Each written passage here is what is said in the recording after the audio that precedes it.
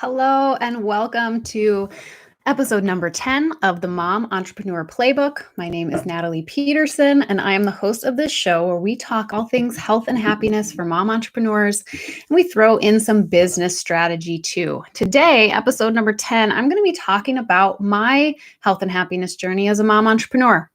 I think this is relevant to all of you listening because I think sometimes as moms and certainly as mom entrepreneurs, sometimes we can feel like we're in it alone or that we're dealing with certain things by ourselves. And so I want to share with you my journey and what I've been doing, and hopefully if you've been struggling with things I've struggled with, or if you are ready to make some shifts in your life to prioritize your health and happiness, this will be a little bit of inspiration and motivation for you. So I'm not going to go too far into my background, but I think that sharing just a little bit in terms of what was my health and happiness like before kids, and then what is it like now? I think it's relevant because prior to having kids and being married and getting into my career, I was an athlete. I was competitive. I was into everything. I loved sports. I loved races. I did a couple of half marathons. I did a Tough Mudder. I played basketball and volleyball in high school. I loved to compete, and I loved to work hard. And I love to work hard in my business, but I also really love to work hard when it comes to fitness. And that impacted me quite a bit once I had kids and had to change my mindset. And I'll get into that in a little while. But that's a little bit about me. I really loved to compete. And I hit a point with my health that because of all of this hard work I was doing, I was pushing through pain. I was comparing myself to other people around me, all in the spirit of competition, right? Like competition can be healthy for you, but it can also lead you to some dark places of comparison and pushing your body and mind to do things that it really shouldn't.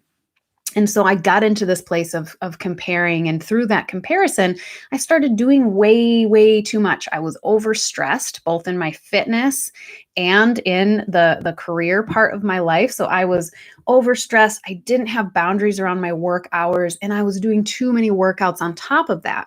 So I tell you this because if anyone here is experiencing any symptoms of maybe adrenal fatigue or higher levels of stress, and you are pushing through pain in your workouts, or you're working out super hard but you're not seeing results and you don't know why, part of it might be because you're doing too much. And that was certainly where I was at. Like, it's easier for me to push through pain, to push through fatigue, than it is to listen to my body. And that's a huge lesson I've had to learn. So I was doing too many workouts. I was obsessed with what I was eating. And so this goes all the way back to high school when I struggled with the early stages of anorexia. Thankfully, I was still present enough in what I was doing and had control for the moment over that approach to food. And my parents kind of spotted what was going on and intervened at like the right time and the right way. I know that doesn't happen for everybody.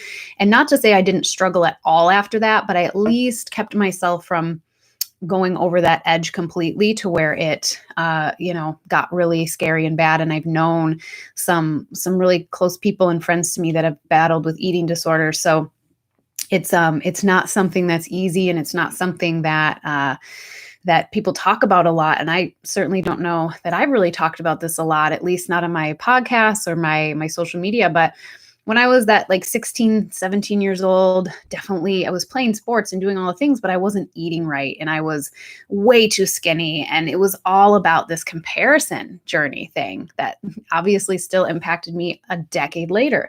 So going back now to this place a decade later, when I was working out too much, comparing myself to other people, I know this word now, orthorexia, this obsession with eating healthy and clean foods. I didn't even know that was a thing back then, but looking back, I was definitely doing that. I was, trying to be like super paleo, or, at some phases, like not eating any fats. And like, even if I drank alcohol, it had to be like the cleanest version of everything. And I got so mentally obsessed with all of these things but I wasn't seeing the progress I wanted to see. I didn't feel good in my body. Yeah, I was strong. I was absolutely strong. And my workouts were impressive. But at a certain point, benching your body weight and squatting 135 was not healthy for me. And it also wasn't serving the person I wanted to be. It was keeping me in pain. And so when I got out of that environment and I did some work on myself through yoga and through Reiki, I was really able to see like why I was doing the things I was doing and how I might heal from that. And so fast forward a little bit here to having my kids, because I think that's really finally what made me able to make the shift and listen to my body. And as I said, I don't know what your journey is, but I know as women, as mothers, as entrepreneurs, we have these internal battles with ourselves. Maybe it's about finding the time to work out or feeling guilty if we do. Maybe we're comparing ourselves to other people, or even comparing yourself to the woman you used to be. Like that's a really big thing that I wasn't told about. I don't know if you knew about that struggle before you had kids, but I certainly didn't. And so I think this is relevant to you because there might be some mindset shifts you need to make, some things you need to change. Maybe even your approach to health and happiness needs to change a little bit in order to grow, in order for it to serve you the most. And so getting into, what happened when I had my kids. So I had Leela 4 years ago, and I still didn't really change my mindset with fitness. Like I backed off the heavy lifting a bit because at least I had learned that like pushing through pain and being in pain all the time was like not worth being as strong as I was at that time. I could deal with being not as strong, but feeling good in my body. But postpartum, I didn't know about the idea of really resting and why it was important. I was competing with myself to get back to teaching yoga, to get back to being able to do handstands and headstands and running and all these things that like, if you knew then, right? But I didn't, and that's okay. But when I had Vera, this was almost a year ago now, my body like decided to tell me loud and clear to stop doing certain things. So that's what happens with our bodies. If we don't listen to those subtle cues, we don't listen to the little reminders, it's going to make you come full stop. And that's what happened with me. I had Vera, and a couple weeks after she was born, I discovered I had pelvic organ prolapse, and I was dealing with some pubic symphysis pain where I literally could not walk up the stairs without pain in my pelvic joint. And so I needed to go to a chiropractor to get that adjusted. Thankfully, that worked really well and alleviated pain. I also had to work with some wonderful coaches. Jen and Christina, they have a business called Tighten Your Tinkler, and it's a silly name, but they get serious results for women who deal with postpartum pain, who deal with urgency in having to use the restroom, women who are dealing with back pain, and of course, in my situation, prolapse. So I got some really great coaching with them after my second daughter was born. And for the longest time, last summer, up until I'd say January of this year, all I was doing was PT related exercises. So I was doing my PT. I did see a women's health PT as well, but I was doing PT related exercises and I was walking. And that's pretty much all I was doing. And I was working a lot on my mental game. I was working a lot mentally to make some shifts in terms of, okay, how do I listen to my body? Because listening to your body is what keeps you the strongest. And sometimes it's listening to your body in terms of, hey, I need to move more. I need a better workout. I need to do some strength training. For me, it was the opposite. It was listen to your body. You need to do less. Listen to your body. You need more rest. Listen to your body. You need a different form of exercise. And so, as I said, in January of this year, things started to shift a little bit. And that's when I discovered, okay, I think I'm ready to do a little bit more. I think I'm ready to get a little bit stronger. Now I'm at a place where I know if I do certain things, I'm going to be in pain. I might experience more symptoms from my pelvic organ prolapse. And like, for me, it's just totally not worth pushing to that point. I still kind of teeter on that edge because it is more difficult for me to ease off than put my foot on the gas. And so that's something I'm still learning. But what I do now, number one, is I listen to my body. So that's the biggest change I've made in my entire health and happiness journey, is listening to my body, both with the foods I eat. So I no longer am obsessive about making sure everything I put in my mouth is paleo or clean or from whole food sources. Yes, I talk about that in my work all the time, that this is what you should be eating most of the time.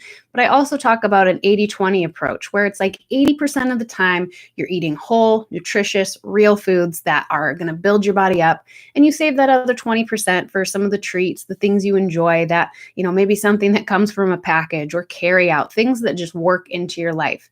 And so I've started practicing what I preach and realizing, like, I had to come to this place where I was eating healthy, but I was also healthy mentally for myself. Like my mental and emotional health around food really has upgraded in the last, I'd say, 5 years, especially since Leela was born, because I realized I'm raising daughters now, right? I'm raising 2 little girls that listen to everything and watch everything I do. So that's really helped me listen to my body, both from what I'm eating, and then also just being able to keep up with them and not want to be sidelined because I did too much. I'm able to listen to my body more in terms of what I need from a workout standpoint.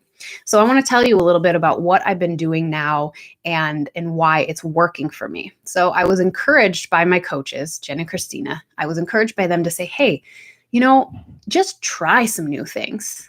It's always better to try a little bit and get some results and see how you feel than to go overboard. So definitely, like, keep it small, keep it short, keep it simple, but try some things. Your body's going to talk to you. You're listening to what your body is saying. So try something. You can always back off if it's too much. So I decided to join Beachbody, which, if you've been watching some of my announcements in my emails or on my social media accounts, you know that a friend of mine, Trina, invited me to join her Beachbody team, and I did.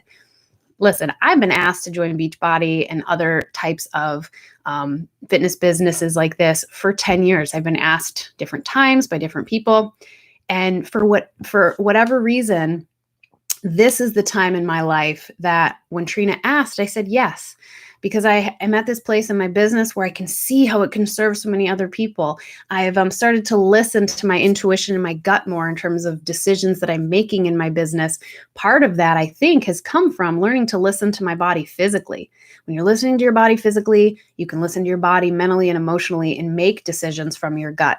So my friend asked me to join her, and I did. And part of adding this piece of my business was to pick something that I was going to do, right? Because it's very important to me in business to practice what I preach. I'm not going to ask you to do something that I wouldn't do myself. And so I started a program.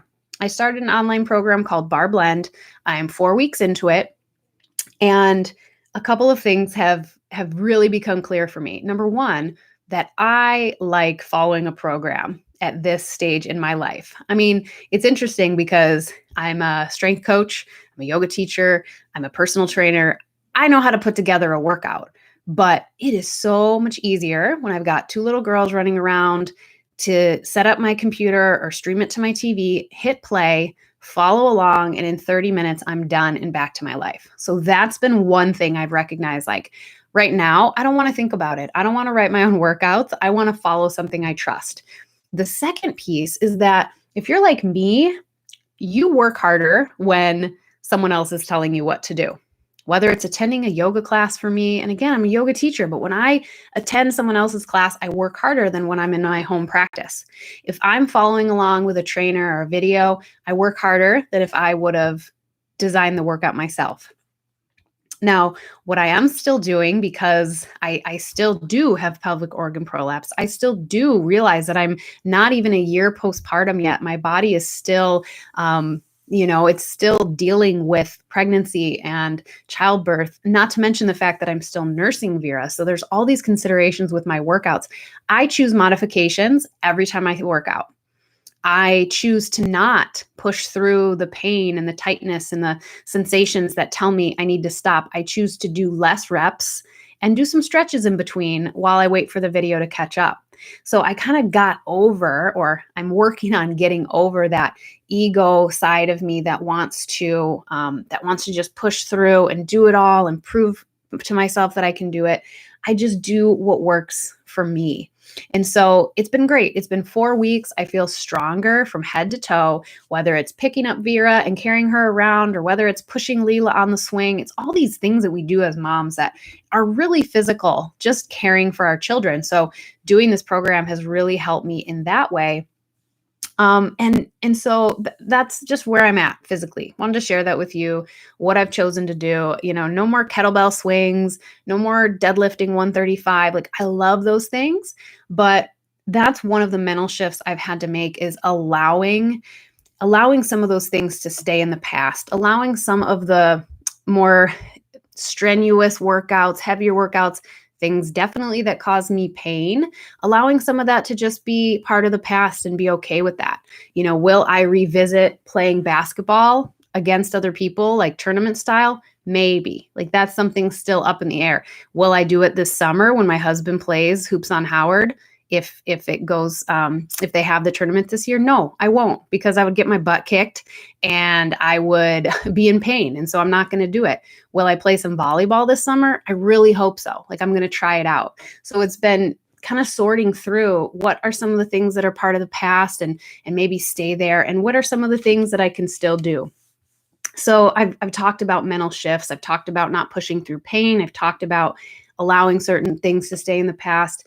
Another mental shift I've made, and for all of you who love exercise and love fitness, this might be another mental shift you have to make, is going from 60 minutes to 30 minutes.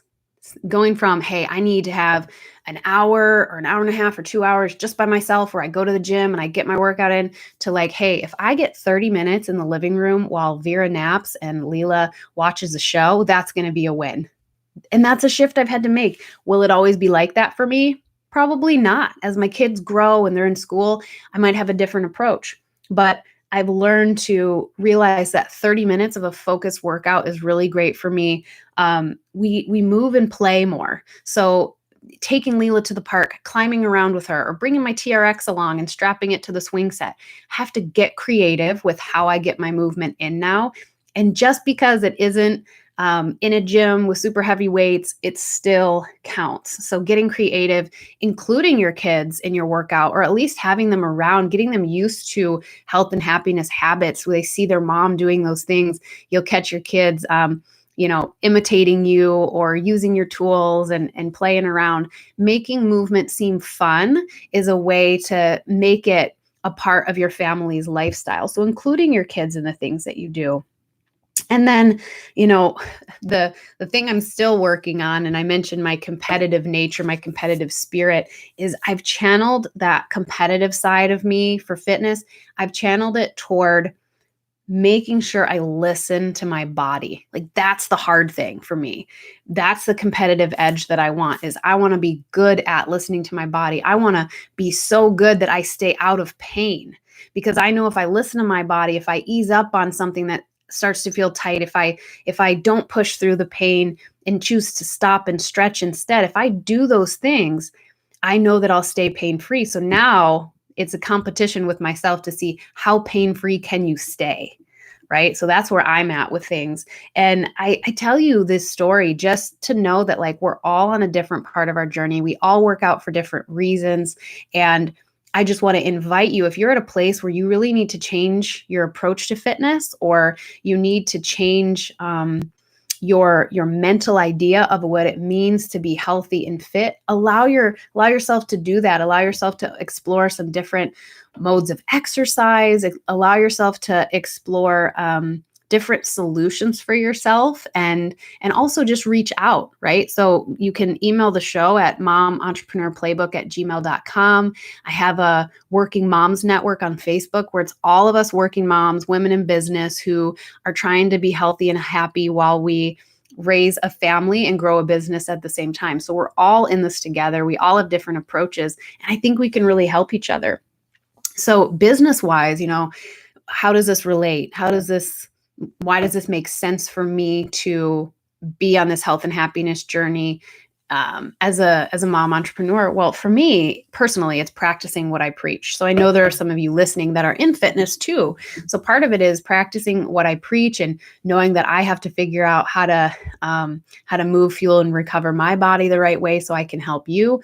But the other piece of it is when I am working out and I'm not in pain, when I am eating foods that make me feel good from a digestion standpoint, from a, just a brain fog standpoint, I make better decisions. So I'm able to, when I'm coaching somebody one on one, I'm able to see into their business and have intuition and gut responses and reactions to the problems they're presenting to me. I can be more present when I'm happy and healthy. And then when I'm building something new, when I'm creating, if I have moved, if I'm drinking enough water, if I'm eating the right foods, if I feel good, if my energy is level and sustained, then I can be more creative.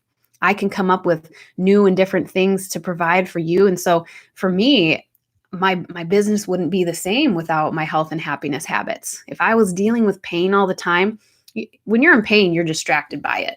And I know I personally am. When I've got something flaring up for me, I'm distracted. I can't concentrate on my work. And, when half of your brain power is thinking about something else, you're not able to deliver the results in your business in the same way too.